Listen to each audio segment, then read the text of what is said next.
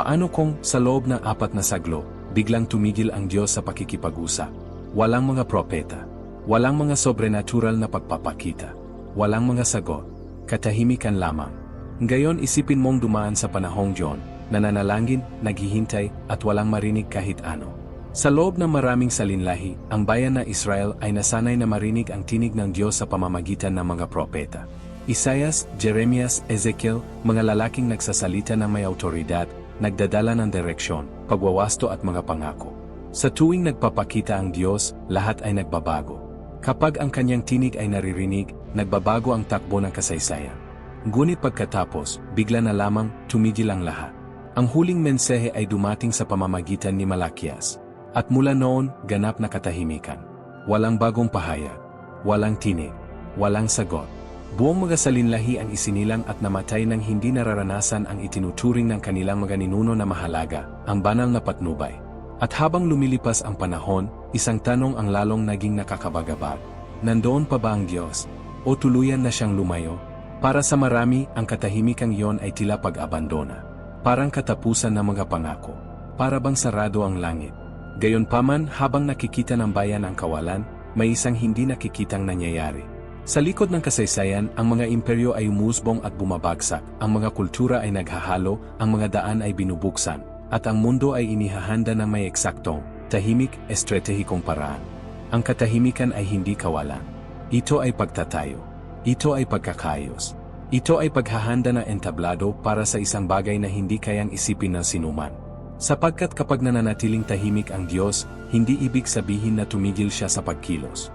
Ibig sabihin, may inihahanda siyang napakadakila, na kapag ito ay nangyari, babaguhin nito ang lahat. Kung ito ay paghahanda, lumilitaw ang isang hindi maiwasang tanong, ano ang inihahanda sa loob ng 400 taon na iyon? Nagpatuloy ang katahimikan, ngunit hindi ang mundo. Habang naghihintay ang Israel ng sagot mula sa langit, ang kasaysayan sa labas ng kanilang mga hangganan ay mabilis na umuusad. Ang mga imperyo ay lumilitaw na may kahangahangang lakas, at nawawala halos kasing bilis. Bawat pananakop, bawat digmaan, bawat pagbabago sa politika ay tila isa lamang pangkaraniwang yugto ng kasaysayan ng tao. Ngunit sa likod nito, may isang hindi nakikitang huwaran na nabubuo, isang bagay na walang sinuman sa Israel ang nakakaunawa noon. Ang Imperyong Persa, na sumasakop sa malaking bahagi ng kilalang mundo, ay nagsimulang humina. Pagkatapos, halos hindi inaasahan, may isang tauhang lumitaw na lubos na magbabago sa pandaigdigang tanawin, si Alexander the Great. Bata, estratehiko at walang awat, sinakop niya ang mga teritoryo na may kahangahangang bilis. Sa loob lamang ng ilang taon, bumuo siya ng isang imperyo na umaabot mula sa Greece hanggang Egypt at mga bahagi ng Asya. Ngunit ang kanyang pinakamalaking tagumpay ay hindi lamang teritorial, kundi kultural. Ipinakalat ni Alexander ang kulturang Griego sa lahat na nasakop na rehiyon. Ang wikang Griego ay nagsimulang gamitin na iba't ibang mga bayan, na lumikha ng isang bagay na hindi pa nangyari sa kasaysayan. Isang karaniwang wika sa pagitan na iba't ibang bansa. Sa unang pagkakataon, ang mga tao mula sa malalayong lugar ay nagawang makipag-usap ng madali.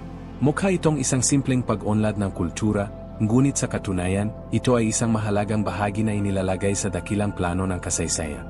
Matapos ang kanyang kamatayan, ang kanyang imperyo ay hinati-hati sa kanyang mga general. Nagsimulang lumitaw ang mga alitan. Mga digmaan, kawalang katatagan, tunggalian sa kapangyarihan. At sa gitna ng lahat ng ito, naroon ang Israel. Maliit, mahina, tahimik. Para sa bayan, tila wala ng kontrol ang lahat. Kaguluhan, kawalan ng katiyakan. Ngunit paano kung hindi naman? Paano kung bawat imperyong umusbong, bawat wikang kumakalat, bawat daang itinatayo, ay bahagi ng isang mas dakilang plano? Sapagkat habang nananatiling tahimik ang langit, ang kasaysayan ay inaayos ng may katumpakan. Ngunit may nangyari, isang bagay na direktang tatama sa pananampalataya ng bayan ng Israel. Tumaas ang tensyon, at ngayon ay umabot na sa pinakasentro ng pananampalataya. Sa paghahati ng imperyo ni Alexander, 2 puwersa ang nagagawan sa kontrol ng rehiyon kung saan naroon ang Israel, ang mga Seleucid at ang mga Ptolemy. Sa gitna ng politikal at militar na tunggalian na ito, muling napailalim ang mga hadyo sa kapangyarihan ng mga dayuhan. Ngunit sa pagkakataong ito, hindi lamang ito tungkol sa teritoryo. Ito ay mas malalim, kultural, espiritual. Sinimulan ng mga pinunong Helenista na ipataw ang mga kaugaliang Griego. Kultura, pilosopya, paraan ng pamumuhay, lahat ay ipinakilala ng agresibo. Maraming hadyo ang nagsimulang umangkop. ang iba ay lumaban. At ang panloob na pagkakahating ito ay nagsimulang lumaki tulad ng isang tahimik na bitak sa mismong pagkakakilanlan ng bayan. Ngunit ang punto ng pagkasira ay darating pa. Isang haring Seleucid na nagngangalang Antiochus I Epiphanes ang gumawa ng isang desisyon na magbabago sa lahat. Hindi lamang niya nais na pamunuan ang Israel, nais niyang baguhin ang kanyang esensya. Ipinagbawal niya ang mahahalagang gawain ng pananampalatayang Hadyo, tulad ng pagtutuli at pagsunod sa kautusan. At pagkatapos, sa isang kilos na lubos na nagpagulat sa bayan, nilapastangan niya ang templo sa Jerusalem. Ang pinakabanal na lugar ay nilapastangan. Isang paganong altar ang itinayo roon. Ipinatupad ang mga ipinagbabawal na handog. Hindi ito basta isang politikal na hakbang. Isa itong direktang pagtatangkang burahin ang espiritual na pagkakakilanlan ng Israel. At sa sandaling yon, ang katahimikan ng Diyos ay tila lalong bumiga. Nasaan ang Diyos sa sandaling yon? Bakit hindi siya nakialam? Bakit niya pinayagan na malapastangan ang kanyang sariling templo? Gayunpaman, sa mismong sitwasyon ng pang-aapi, may nagsimulang umusbong. Hindi ito nanggaling sa langit, kundi mula mismo sa bayan. Isang tahimik na paglaban ang nagsimulang lumago. Isang pagtutol na tumatangging talikuran ang pananampalataya. Isang apoy na, kahit sa gitna ng katahimikan, ay nagpupumilit na manatiling nagliliyab. At ang apoy na iyon ang magbibigay simula sa isa sa pinakamahalagang kilusan sa kasaysayan ng Israel. At pagkatapos, hindi na naging hindi nakikita ang paglaban. Sa gitna ng pang-api at mga pagtatangkang burahin ang pagkakakilanlan ng bayan, isang pari na nagngangalang Matetias ang gumawa ng isang desisyon na magbabago sa daloy ng mga pangyayari. Nang pilitin siyang mag-alay sa mga Diyos na Griego, tumanggi siya. At hindi lamang siya tumanggi, kumilos siya. Sa publiko. Nang may paninindigan. Hindi na ito simpleng usaping politika. Isang linya ang naiguhi. Mula sa sandaling John, nagsimula ang isang pag-alsa na makikilala bilang ang pag-alsa ng mga Maccabeo. Pinangunahan ng mga anak ni Matetias, lalo na ni Judas Maccabeo, isang maliit na grupo ang tumindig laban sa isa sa pinakamakapangyarihang imperyo ng kanilang panahon. At, laban sa lahat ng inaasahan, sila ay nagtagumpay. Labanan matapos laban, ang tila imposibleng paglaban na iyon ay nagsimulang mabawi ang mga teritoryo, hanggang sa tuluyang makarating sa Jerusalem. Ang templo na nalapastangan ay nilinis. Ibinalik. Muling itinalaga. Ito ay isang makasaysayang tagumpay. Sa unang pagkakataon sa mahabang panahon, muling naranasan na Israel ang pakiramdam ng kalayaan. Nanatiling matatag ang pananampalataya. Napangalagaan ang pagkakakilanlan. At marami ang nagsimulang maniwala na marahil, ito na ang simula ng katuparan ng mga pangako. Ngunit may isang detalye na kakaunti ang nakapansin. Kahit matapos ang tagumpay, nanatiling tahimik ang langit. Walang propetang lumitaw matapos ang mga pangyayaring yon. Walang bagong salita ang ibinigay. Walang pahayag na dumating upang ipaliwanag ang nangyayari. Ang tagumpay ay nagdala ng pag-asa, ngunit hindi nagdala ng mga sagot. At unti-unti, may nagsimulang magbago sa loob ng bayan. Nagsimulang lumitaw ang mga grupo na may iba't ibang interpretasyon ng kautusan. Mga Fariseo, Saduceo, Esen, bawat isa ay sinusubukang unawain, sa sarili nilang paraan, kung paano mamuhay ng tama sa harap ng Diyos sa panahong Diyon ng katahimikan. Buhay pa rin ang pananampalataya, ngunit ngayon ay nahati-hati na. At nanatili ang tanong, mas malakas kaysa dati. Kung hindi nagsasalita ang Diyos, sino ang tama? Habang naghahanap ng mga sagot ang bayan, muling nagbago ang sitwasyon. Ang kalayaang nakamit ng mga Maccabeo ay hindi nagtagal gaya ng inaasahan na marami. Sa paglipas ng panahon, ang mga panloob na alitan ay nagsimulang pahinain ang pamumuno ng Israel. Ang mga politikal na hidwaan, personal na ambisyon at relihiyosong pagkakahati ay nagbukas ng daan para sa isang hindi maiiwasang bagay, isang panibagong pananakop ng mga dayuhan. At pagkatapos, pumasok ang Roma sa eksena. Ang Imperyong Romano ay hindi lamang isa pang mananakop. Ito ay organisado, estratehiko at walang awa. Ang kanilang mga hukbo ay sumusulong ng may katumpakan, ipinapataw ang kaayusan, mga batas at ganap na kontrol sa mga nasakop na teritoryo. Nang makarating ang Roma sa rehiyon ng Israel, walang sapat na paglaban upang pigilan ang kanilang impluensya. Ang Israel ay napailalim sa kapangyarihan ng isang imperyong mas makapangyarihan pa kaysa sa mga nauna. Ngunit may kakaiba sa pagkakataong ito. Nagdala ang Roma ng katatagan. Ang mga maayos na daan ay nagdurugtong sa malalayong lungsod. Umusbong ang kalakalan. Ang komunikasyon sa pagitan ng mga rehiyon ay hindi kailanman naging ganito kaepektibo. Sa unang pagkakataon sa kasaysayan, ang kilalang mundo ay, sa isang paraan, magkakaugnay. Para sa marami, ito ay tila isang simpleng pag-unlad sa politika at ekonomiya. Ngunit may isang detalye na kakaunti ang nakapansin. Ang wikang Griego ay patuloy na malawakang ginagamit, bunga ng mga pananakop ni Alexander. At ngayon, sa tulong ng mga daang Romano, ang mga mensahe ay maaring kumalat na mabilis sa iba't ibang rehiyon. Ang mundo ay konektado. At ang Israel, muli, ay nasa sentro ng tagpong ito. Gayunpaman, lumalala ang pagkadismaya. Ang bayan ay nabubuhay sa ilalim ng dayuhang pamumuno. Ang kalayaan ay tila malayo. At ang katahimikan ng Diyos ay patuloy na walang paliwanag. Ngunit sa loob ng tensyong iyon, may nagsimulang umusbong. Isang inaasahan. Isang pag-asa na lalong tumitindi. Kailangang dumating ang Mesyas. Hindi na ito basta isang sinaunang pangako. Naging isang agarang pangangailangan ito. At nagsimulang maghintay ang bayan ng mas matindi pa. Ngunit naghihintay ba sila sa tamang paraan? Lumalaki ang inaasahan, ngunit kasabay nito, lumalaki rin ang pagkakamali. Habang lumilipas ang panahon, mas lalo pang kumakapit ang bayan na Israel sa ideya na ang Mesyas ay darating bilang isang politikal na tagapagpalaya. Isang malakas na lalaki. Isang mandirigmang hari. Isang pinunong kayang harapin ang Roma, talunin ang mga hukbo at ibalik ang kaluwalhatian ng Israel tulad ng sa mga araw ni David. Iyon ang inaasahan na marami. At sa unang tingin, may katwiran ito. Ang bayan ay inaapi. Nabubuhay sa ilalim ng dayuhang pamumuno. Nagbabayad na mabibigat na buwis. Nakikita ang mga sandalong Romano sa mga lansangan. Totoo ang pangangailangan para sa paglaya. Ngunit may isang tahimik na problema sa lahat ng ito.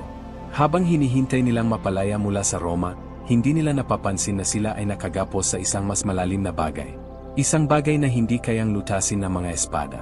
Isang bagay na hindi kayang talunin ng mga hukbo. Ang problema ng puso ng tao. Gayunpaman, nagsimulang lumitaw ang iba't ibang grupo. Bawat isa ay nagtatanggol sa sarili nilang paraan ng paghahanda sa pagdating na Mesyas. Ang mga Fariseo ay masusing nakatuon sa kautusan. Naniniwala na ang mahigpit na pagsunod ay magdadala ng pakikialam ng Diyos. Ang mga Saduseo, na mas konektado sa templo at sa politika, ay naghahanap ng katatagan sa loob ng pamumuno ng Roma. Ang mga Esen ay piniling lumayo sa lipunan, umaasang makamit ang kadalisayan sa pamamagitan ng pag-iisa. Ang bawat isa sa mga grupong ito ay kumbinsido na natagpuan nila ang tamang landas. Gayunpaman, wala sa kanila ang may ganap na pagkaunawa. At ang katahimikan ng Diyos ay nagpatuloy. Walang kumpirmasyon, walang pagwawasto, walang malinaw na direksyon. Para bang ang langit ay nananatiling nagmamasid lamang, naghihintay. Samantala, ang inaasahan ay naging isang lalong tumitinding tensyon. May kailangang mangyari. Sapagkat kapag lumalaki ang pag-asa, at walang sagot na dumarating, ang puso ng tao ay nagsisimulang mabalisa. At ang desperasyong John ay naghahanda ng perpektong entablado. Para sa isang pagdating na walang sinumang makakapaghula. Ngunit pagkatapos, may nagsimulang magbago. Hindi sa mga palasyo, hindi sa templo, hindi sa gitna ng mga leader ng relihiyon. Sa ilang. Matapos ang 400 taon ng ganap na katahimikan, isang tinig ang sa wakas ay lumitaw. Hindi ito banayad. Hindi ito komportable. Ito ay malakas, direkta, hindi mapagkakamalan. Isang lalaki ang lumitaw sa ilang ng Judea na nagpapahayag ng may kagyat na panawagan, magsisi kayo sapagkat malapit na ang kaharian ng langit. Ang kanyang pangalan ay Juan. At may isang bagay sa kanya na kapansin-pansin. Hindi siya nagsasalita tulad ng mga guro ng relihiyon. Hindi siya naghahanap ng pag-apruba. Hindi niya pinapalambot ang kanyang mensahe. Ang kanyang mga salita ay parang isang dagok, dinigising ang mga natutulog na buti.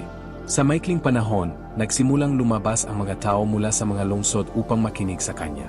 Mga karamihan, mga lalaki, babae, mga pinuno, lahat ay mosisa, lahat ay balisa. Pagkatapos na napakahabang panahon, nagsasalita na ba muli ang Diyos? Hindi nagbibihis si Juan tulad ng mga leader ng relihiyon. Hindi siya namumuhay tulad nila. Hindi siya umaasa sa sistema. Para siyang tulay sa pagitan ng dalawang sandali, ang wakas ng katahimikan at ang simula ng bago. Ngunit ang pinakakahanga-hanga ay hindi lamang ang kanyang mensahe, kundi ang kanyang ipinapahayag tungkol sa darating.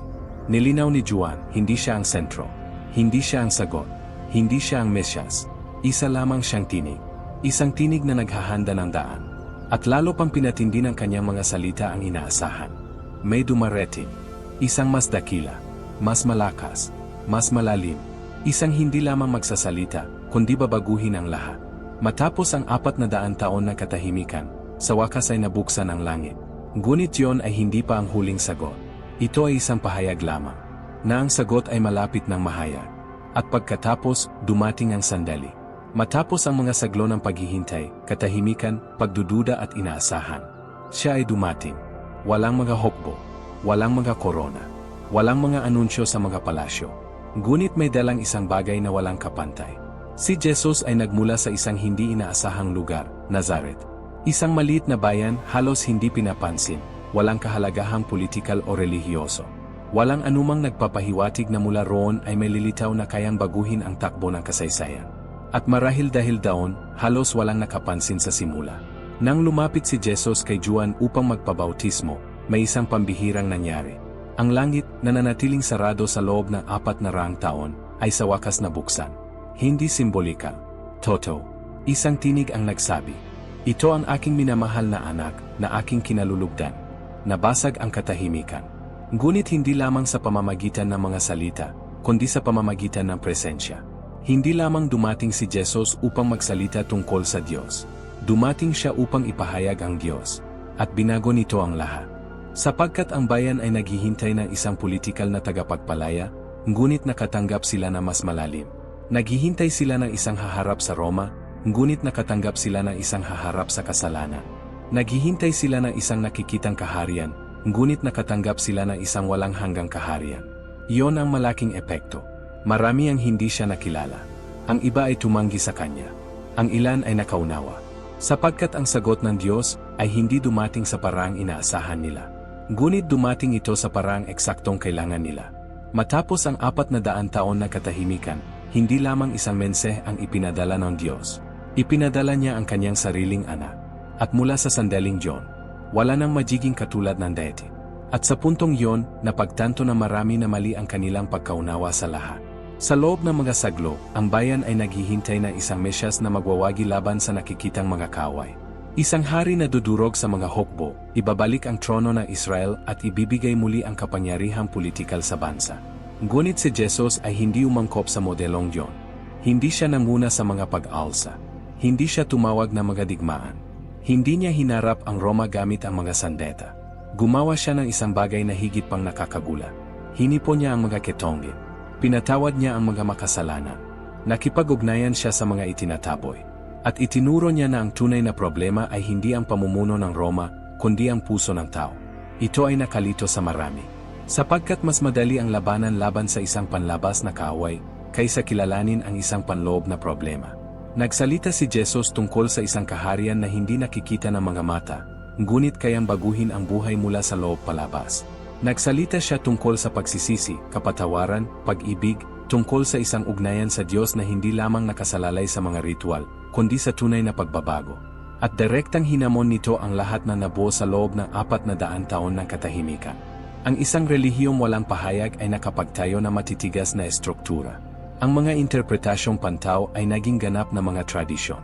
At ngayon, ang lahat ay kinukuwestiyon. May ilan na nagsimulang makaunawa. Ang iba ay nakaramdam ng banta. Sapagkat kapag ang katotohanan ay nahahayag, hindi lamang nito itinuturo ang tamang landas, inilalantad din nito ang lahat ng mali. At iyon mismo ang sinimulang gawin ni Jesus. Ngunit habang lalo siyang naghahayag, lalo namang tumitindi ang pagtuto. At habang mas inilalantad ni Jesus ang katotohanan, mas naging malinaw na ang kwentong ito ay hindi magtatapos ayon sa inaasahan na marami. Ang 400 taon ng katahimikan ay naghanda sa mundo para sa pagdating na Mesyas, ngunit hindi nito inihanda ang puso ng mga tao upang tanggapin siya. Ang mga dapat sanay kumilala sa kanya ay nagtanong. Ang mga nakakaalam ng kasulatan ay nagduda. Ang mga naghihintay sa kanya ay hindi siya nakilala. At ito ay humantong sa isang hindi mahiwasang sandali. Tunggalian. Hindi laban sa Roma, kundi laban sa mga leader ng relihiyon. Sinimulan ni Jesus na ilantad ang pagkukunwari, ang hungkag na relihiyon at ang mga tradisyong pumalit sa katotohanan. Hindi niya tinanggihan ang kautusan, kundi ipinakita kung paano ito nabaluktot sa paglipas ng panahon. At ito ay lubos na nakagambala sa kanila. Sapagkat binabanta nito ang sistema, ang autoridad, ang control. At kapag hinaharap ng katotohanan ang mga naitatag na estruktura, karaniwan ay matindi ang reaksyon. Samantala, may mas dakilang bagay na nagaganap. Isang bagay na kakaunti lamang ang ganap na nakakaunawa. Hindi lamang dumating si Jesus upang magturo. Hindi lamang siya dumating upang magpagaling. Hindi lamang siya dumating upang maghayag. Dumating siya upang tuparin. Tuparin ang sinaunang pangako na ginawa sa Eden. Ang pangakong balang araw may dudurog sa ulo ng ahas. Ngunit may isang detalye sa pangakong yon na hindi pinansin na marami. Ang tagumpay ay hindi darating ng walang sakit. Hindi darating ng walang paghaharap. Hindi darating ng walang sakripisyo. At unti-unti, ang landas na tinatahak ni Jesus ay nagtuturo sa isang hindi maiiwasang hantungan. Isang hantungan na walang gustong tanggapin. Ngunit lubos na kinakailangan. At pagkatapos, dumating ang sandaling tila sumasalungat sa lahat. Ang siyang dumating bilang sagot ay tinanggihan. Ang siyang nagdala ng liwanag ay hinatulan. Ang siyang dumating upang magligtas ay ibinigay sa kamatayan. Ang cross ay walang saysay para sa mga naghihintay na isang haring mananakop. Wala itong saysay para sa mga umaasa sa kapangyarihan, dominasyon at nakikitang tagumpay. Ngunit doon, eksaktong doon. Ang katahimikan na 400 taon ay nagsimulang ipakita ang tunay nitong layunin. Sapagkat sa buong panahong yon, hindi lamang inihahanda ng Diyos ang mundong nakapaligid. Inihahanda niya ang eksaktong sandali. Sa cross, may isang hindi nakikitang nangyari. Ang problemang hindi kayang lutasin ng anumang imperyo ay hinarap. Ang ugat ng paghihiwalay ng Diyos at ng sangkatauhan ay direktang sinalubong. Hindi natatalo si Jesus. Tinutupad niya. Tinutupad ang bawat pangako. Bawat salita. Bawat detalye na inihayag sa loob ng mga saglo. Ang sugat sa sakong ay nangyari. Ngunit ang dagok sa ulo ng ahas ay nangyari rin. At ang tila pagkatalo ay sa katunayan ang pinakamalaking tagumpay sa kasaysayan. Matapos ang 400 taon ng katahimikan, hindi sumagot ang Diyos sa pamamagitan ng paliwanag. Sumagot siya sa pamamagitan ng pagkilos, sa pamamagitan ng sakripisyo, sa pamamagitan ng pagtubos. At sa sandaling yon, ang lahat ay nagtagpo. Ang Eden, ang pangako, ang mga propeta, ang katahimikan. Ang lahat ay nagtagpo sa puntong yon. Ngunit hindi pa tapos ang kwento. Sapagkat ang cross ay hindi magiging wakas, kundi magiging pagbabago ng direksyon. At pagkatapos, nang tila tapos na ang lahat, nangyari ang imposible. Ang katahimikan na nagsimula sa Eden, na dumaan sa mga salinlahi, na nagmarka ng 400 taon ng paghihintay, ay tuluyang nabasag. Ngunit hindi sa pamamagitan ng mga salita, kundi sa pamamagitan ng buhay. Sa ikatlong araw, ang tila wakas ay naging simula. Hindi nagawang pigilan ng kamatayan si Jesus. Hindi siya nakulong ng libingan. At ang muling pagkabuhay ay hindi lamang isang himala, ito ay isang pahayag. Hindi kailanman nawala ang Diyos. Hindi siya kailanman lumayo. Sa loob ng 400 taon na katahimikan, inihahanda niya ang bawat detalye. Sa mga pananakop ng mga imperyo, inaayos niya ang entablado. Sa gitna ng balisang paghihintay ng bayan, inaayon niya ang perpektong panahon. At nang dumating ang sandali, hindi lamang siya nagsalita sa pamamagitan ng mga propeta. Hindi lamang siya nagpadala ng mga tanda. Dumating siya mismo. Pinatunayan na muling pagkabuhay na ang pangako ay hindi kailanman nabigo, na ang katahimikan ay hindi kailanman nangangahulugan ng pag-abandona, na ang paghihintay ay hindi kailanman nasayang, at binabago nito ang lahat.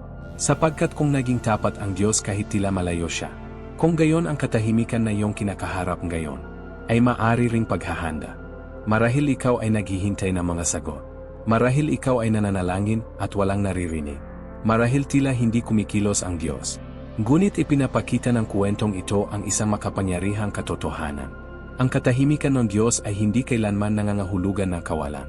Ibig sabihin nito ay may inihahanda. Isang bagay na mas dakila kaysa sa kaya mong makita ngayon. Kung nakausap ka ng mensaheng ito, isulat mo dito sa mga komento. Ako ay nagtitiwala kahit sa katahimikan. At kung nais mong patuloy na maunawaan ang bawat yugto ng buhay ni Kristo, mag-subscribe sa channel dahil hindi pa dito nagtatapos ang kwentong ito. Ang susunod na mangyayari ay magbubunyag pa ng mas malalim ng plano na nagsimula sa katahimikan at nagbago sa mundo magpakailanman.